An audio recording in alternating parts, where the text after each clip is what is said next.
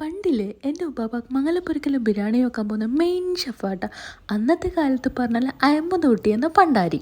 ഉപ്പാപ്പ ഏതെങ്കിലും കല്യാണത്തിന് പോയിട്ട് വരുന്നവരെ നമ്മൾ കാത്തുക്കും. എന്തിനാ വെച്ചാൽ നല്ല ബിരിയാണി നമുക്ക് കൊണ്ടുതരും. പക്ഷേ ആ ഉസ്താദ് ഹോട്ടലിനെ പോലെ എൻ്റെ ഉമ്മാമാനെ കണ്ടുകൊണ്ടത് ആടുന്നൊന്നല്ല. അന്നത്തെ കാലത്ത് ചിക്കൻ നമ്മൾ ഈ സോയാബീനാണ് കേട്ടോ. ആദ്യം നമുക്ക് ഈ വീഡിയോയിൽ കാണുമ്പോൾ എല്ലാ സാധനങ്ങളും ഇട്ടിട്ട് നല്ലോണം ഒന്ന് വഴറ്റിയെടുക്കാം കേട്ടോ.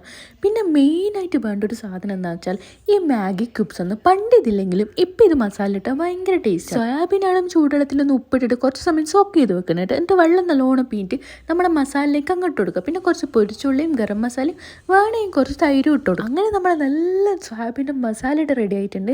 മസാല ബാക്കിയുണ്ടെങ്കിൽ രാത്രി നമുക്ക് ചപ്പാത്തിക്കും ദോശക്കെല്ലാം നല്ല ടേസ്റ്റ് ഉണ്ട് കേട്ടോ.